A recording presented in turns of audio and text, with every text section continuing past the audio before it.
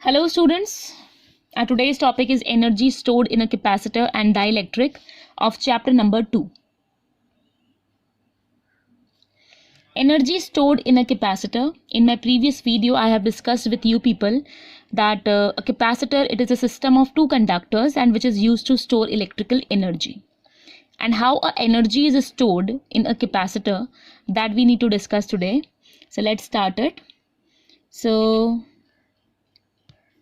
Okay, so what we are doing, like I have considered a parallel plate capacitor. Okay, and suppose initially these two plates, suppose this is plate A and this is plate B. So initially these two plates are neutral, they are uncharged. Now let us assume that a positive charge is transferred from plate B to plate A. So what will happen? Here positive charge will be there and here negative charge will be there. Again what I am doing, again I am transferring more positive charge from plate B to plate A.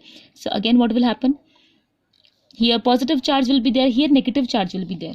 At any stage we can say that the potential of plate A will be greater than potential of plate B, because here positive charge is there and here negative charge is there. So we can say that VA is greater than VB. And what we are doing, we are shifting the charge from a lower potential to a higher potential. It means we need to do some work. So that work done in moving the charge from one plate to another in a capacitor is stored in terms of energy in that capacitor. We can also say one more thing, that as the positive charge is developed over here on this plate A and the negative charge is developed over here on this plate B, it will set up an electric field. An electric field will be there from plate A to plate B. And if you want to transfer a positive charge from plate B to plate A, it means again you have to do some work against this electric field. So you understand in this way or you understand in this way, the meaning is same only, that when we are charging a capacitor, we need to do some work. And that work done is stored in terms of energy. So the energy stored in a capacitor is due to the work done during the process of charging a capacitor. So we can say that the work done in the charging process is used in creating the electric field. Okay, when we are shifting the charge from one plate to another, meanwhile what is happening? An electric field is set up between the two plates of the capacitor. So the work done in the charging process is used in creating the electric field, and thus the presence of an electric field implies that energy is stored in this capacitor, or we can say that energy is stored in the electric field. So the presence of electric field indicates that capacitor has an energy. Energy is stored in a capacitor. So I hope this is clear, that how the energy is stored in a capacitor. Okay. Just a second.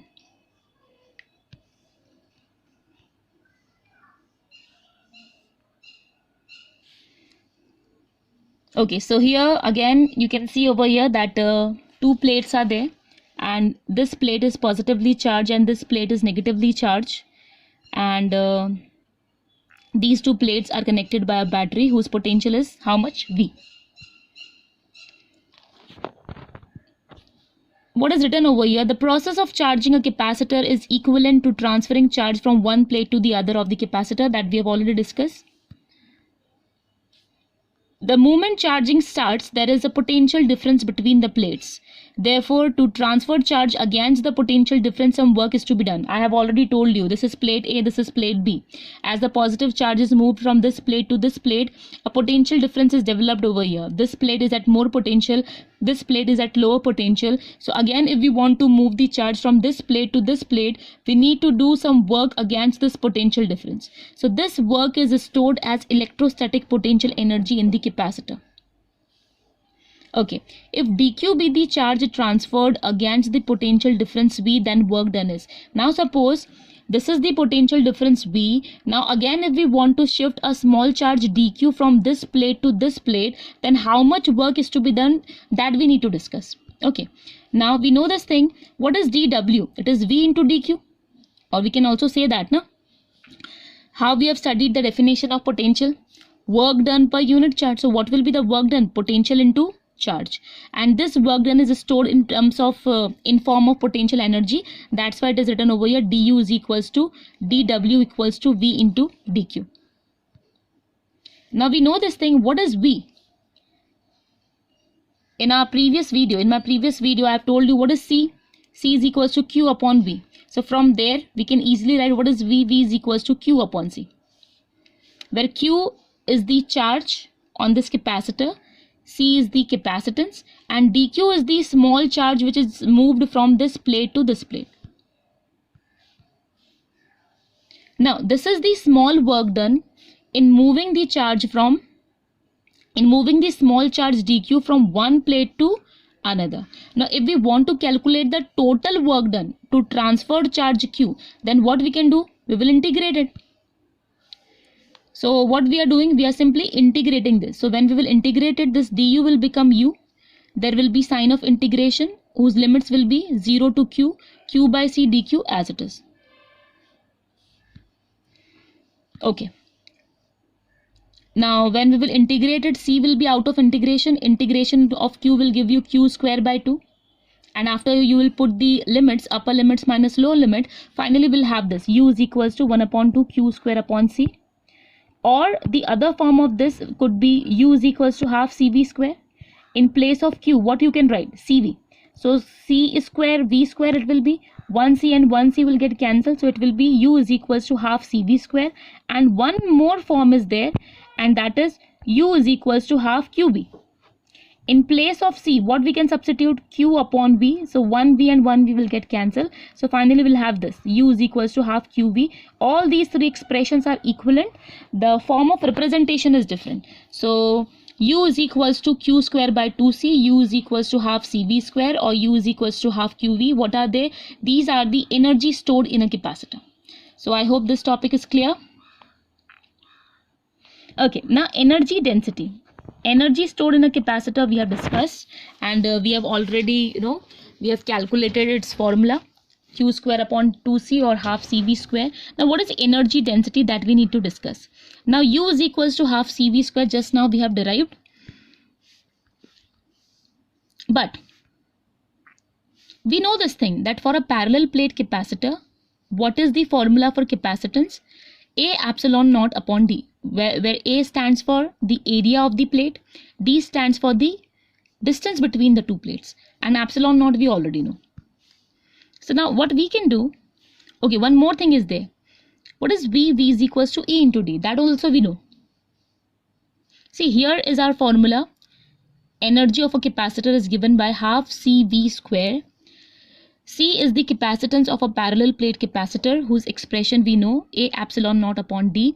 And what is V? V is equals to E into D. Now what we will do, in this expression, in place of C, we will write this. In place of V, we will write this.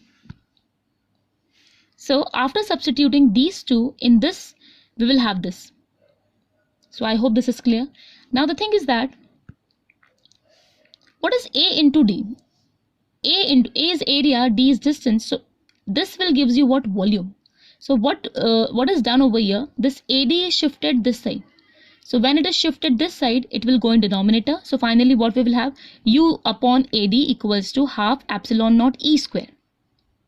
And what is AD? AD is the volume. See. So U bar denotes what? Energy density. And what is energy density?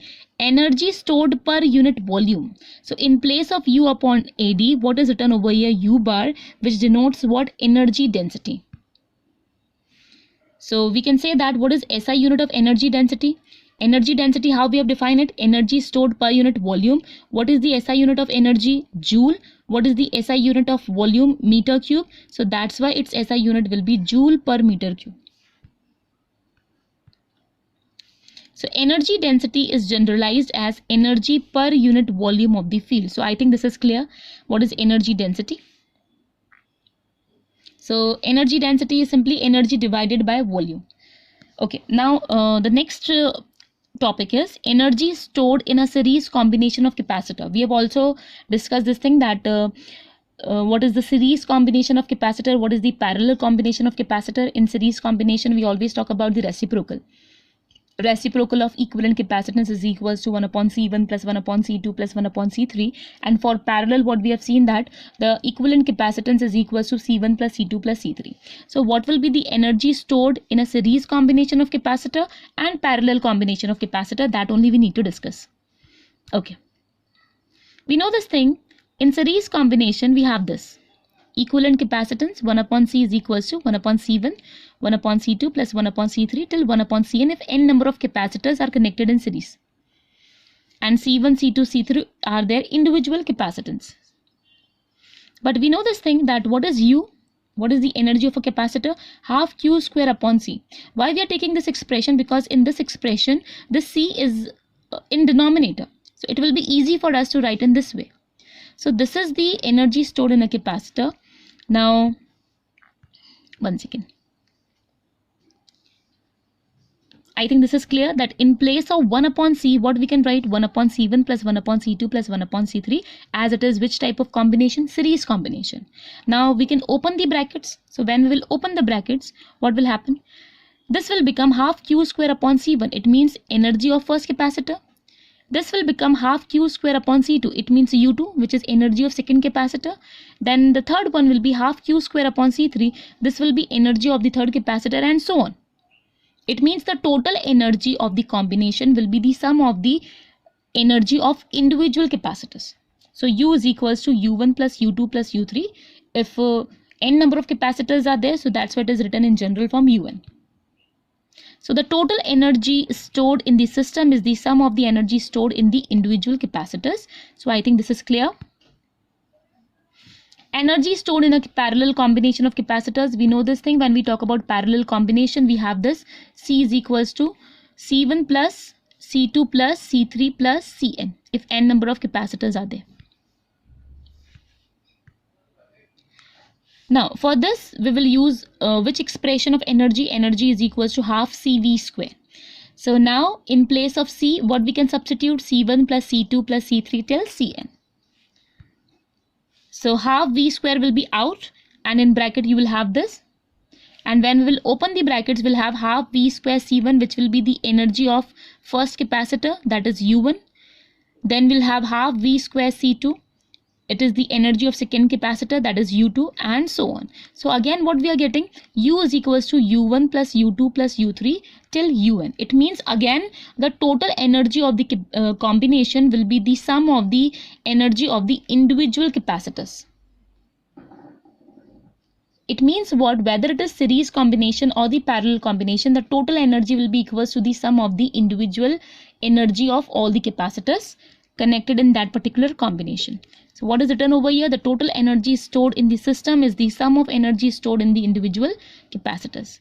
So I think this is clear. Now the next topic is loss of energy on sharing of charges between the capacitors in parallel. Okay, if two capacitors are there and if they are connected, so when they are connected together, there will be loss of energy. That only we need to discuss, that why there is a loss of energy when two charges are connected, when two capacitors are connected together. Okay. So here what it is written, when two capacitors of capacitances C1 and C2, charges Q1 and Q2 and potentials V1 and V2. So here we are simply talking about two conductors or two capacitors. Their capacitances are C1 and C2, charges on them will be Q1 and Q2, and the potentials on them will be V1 and V2. So before we have connected them, their potential will be V1 and V2, and after connecting them, what will happen? The charge will flow from higher potential to lower potential, and this process will continue, this flow of charge will continue until the potential of both the conductors will become same. It means what? After some time, both the conductors will have what? Same potential, that is V. So I think this thing is clear. Okay, now one more thing is there, that before sharing and after sharing, before connecting them and after connecting them, the total charge will remain as it is. The total charge before sharing is how much? Q1 plus Q2. The total charge after sharing will also be how much? Q1 plus Q2, because we have discussed about conservation of charge. So charge will remain same. before connecting them and after connecting them. So from here we are starting that total charge after sharing is equals to total charge before sharing. Now we know this thing that what is charge? One second.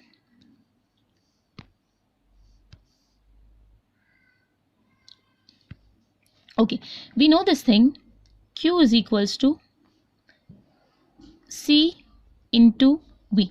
We know this thing. Q is equals to C into V. So first I will talk about total charge before sharing. Okay, total charge before sharing is how much? Q1 plus Q2.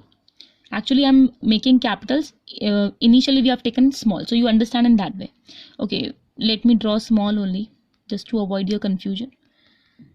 Okay, so total charge before sharing is how much? Q1 plus Q2. Now in place of Q1 what I can write? C1, one second, C1 V1, and in place of Q2 what I can write? C2 V2. I think this is clear because we know this thing. What is Q? Q is equals to C into V. And if we are talking about Q1, what I can write? C1 V1, and in place of Q2 what I can write? C2 V2. So this is what? This is when they are not connected with each other. So that's why here it is written total charge before sharing will be this, and in place of this what they have written C1 V1 plus C2 V2. So I think this is clear. Now total charge after sharing. Now I have already told you that after sharing the charge will flow from higher potential to lower potential. Suppose if V1 is greater than V2, so the charge will flow from V1 to V2, or I should say from plate A to plate B, because V1 is greater than V2. And for how much time it will flow? Until and unless the potential of both the conductors will become same. They will have a common potential, that is what? V. So what is V? What is V? V is the common potential acquired by both the conductors after connecting. So now if I want to write total charge after sharing, how I can write? Just a minute. Okay, total charge after sharing, again what I can write? Q1 plus Q2. Fine. In place of Q1, what I can write? C1 V. In place of Q2, what I can write? C2 V. I think now this is clear that as they both have acquired the same potential, so instead of writing V1 and V2 over here, simply we will write V and V on both the sides. For both the charge Q1 as well as Q2, and from here now V could be taken as common, so it will be C1 plus C2 bracket V. So finally we have written this, C1 plus C2 into V is equals to C1 V1 plus C2 V2. So I think this is clear. I think this step is clear to everyone. So from here if I want to write an expression for common potential V, it will be C1 V1 plus C2 V2 upon C1 plus C2. So I think this is clear. One second.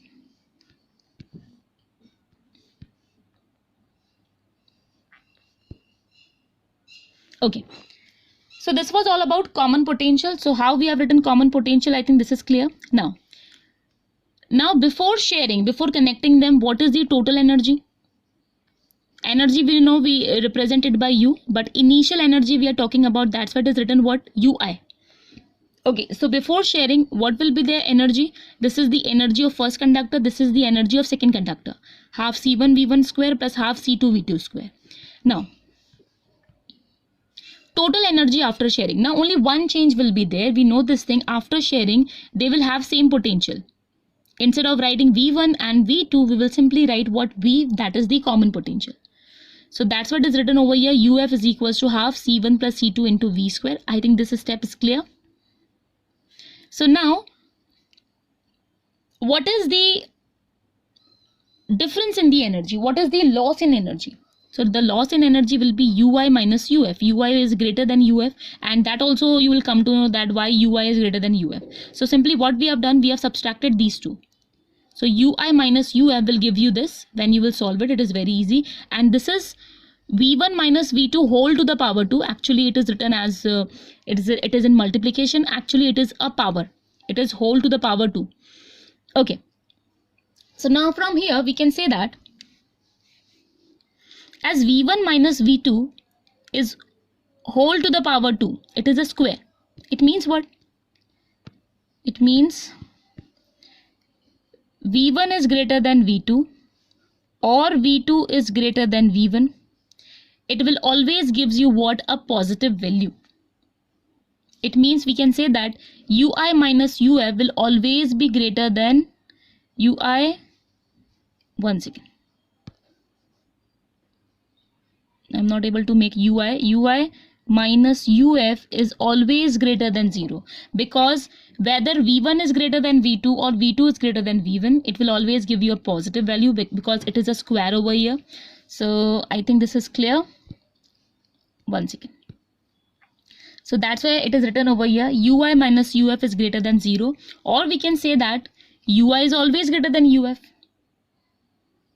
So we can say that initially energy is more and after connecting them energy becomes less. It means there is a loss of energy.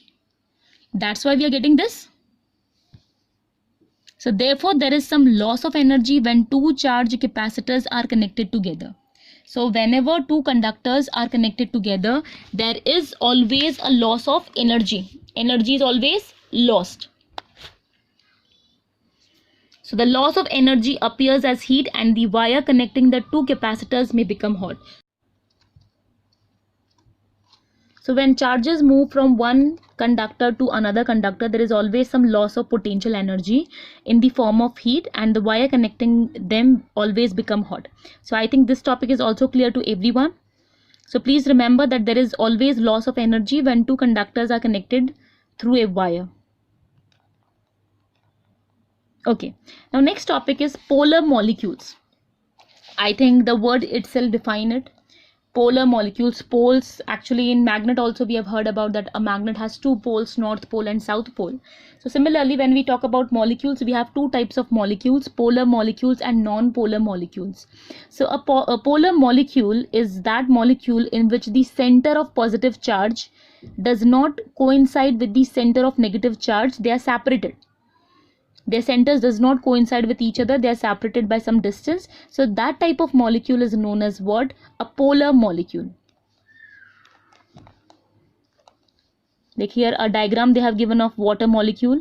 This is oxygen, this is hydrogen, this is another hydrogen. So together they will form what? H2O. These are OH bonds and they are at angle 105 degree from each other. This molecule, this water molecule is having a band shape. This is what? A dipole moment, and its dipole moment is very large. It is about 6.1 into 10 to the power minus 30 coulomb meter.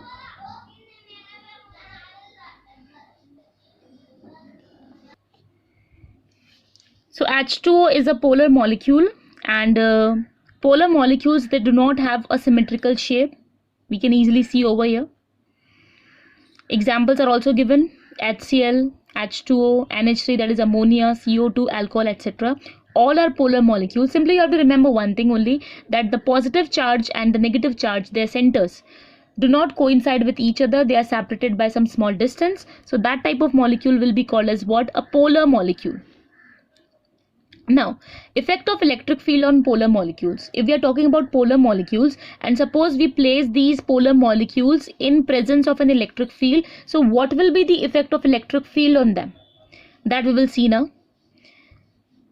Okay, so here you can see polar molecules are there. Positive and negative charges you can easily see. This arrow indicates what? Dipole moment from negative charge to positive charge. We know it. What is the direction of dipole moment from negative to positive? So these are polar molecules and they are randomly oriented. So if they are randomly oriented, so what will be the net dipole moment? Right now E is 0. There is no electric field. So in the absence of an electric field, these are polar molecules and they are randomly oriented. So because of their random orientation, the net dipole moment will be equals to 0. So in the absence of electric field, the dipole moment of polar molecules is 0. Please remember it. So what is written over here? In the absence of external electric field, the permanent dipoles of the molecules orient in random directions and hence the net dipole moment becomes 0. Now in next picture you will see that Again, they are randomly oriented, but here we will apply an electric field. And when an electric field is applied, you can see the change. The negative charges are almost here in this direction, in the direction opposite to the electric field, and all the positive charges, they are trying to point towards the direction of the electric field. So now they have oriented themselves little bit in the direction of the electric field, positive charges, and the negative charges in the direction opposite to the electric field. Again, I can show you. One second.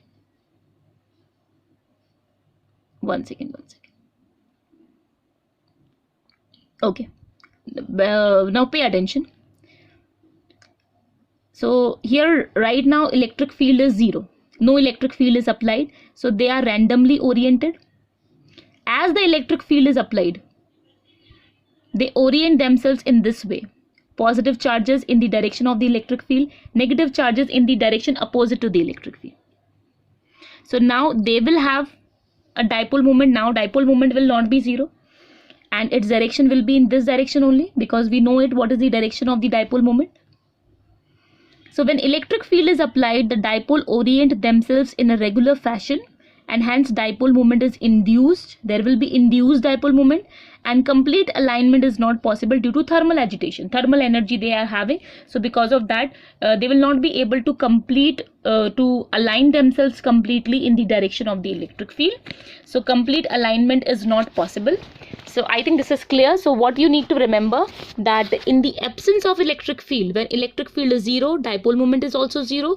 But as the electric field is applied, there will be dipole moment in those polar molecules. So I think this is clear. So this was all about polar molecules. Next we have non-polar molecules. So I think now easily you can give the definition of non-polar molecules. When the center of positive charge coincide with the center of negative charge, the molecule is known as what? Non-polar molecule. So that's why it is written over here. A molecule in which the center of positive charge coincides with the center of negative charge is called what? A non-polar molecule. So a non-polar molecule has a symmetrical shape, and we have seen that a polar molecule has what? Their shape is not symmetrical. We have seen this thing, but in non-polar molecule they have symmetrical shape. Example N2CH4O2 C6H6 etc. All these are the example of non-polar molecules. Now again, what we will see, what is the effect of electric field on non-polar molecules?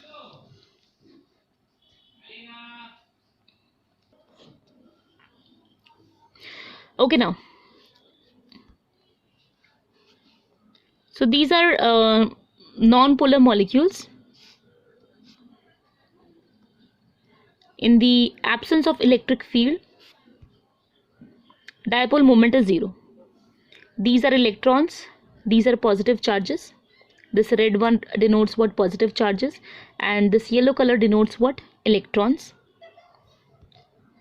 In the absence of external electric field, the effective positive and negative centers, they coincide, and hence dipole is not formed. So here I think it is understood now. In non-polar molecules, if we say that the center of positive and center of negative charge coincide with each other, so if they coincide with each other, it's obvious that dipole moment will be 0 even in the absence of electric field.